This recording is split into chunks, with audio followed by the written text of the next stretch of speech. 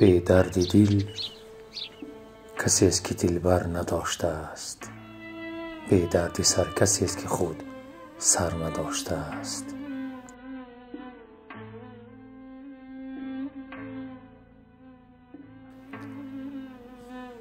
بی خویشتن کسی است که از خویشتن نرفت، بی دولت آن کسی است که مادر نداشته است.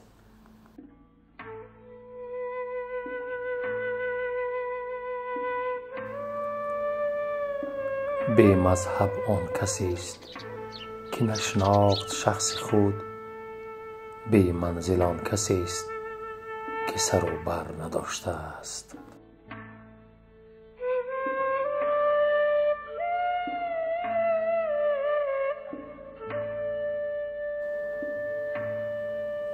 خوشبخت آن کسی است که در جاده حیات رشک و حسد به یار و برادر نداشته است.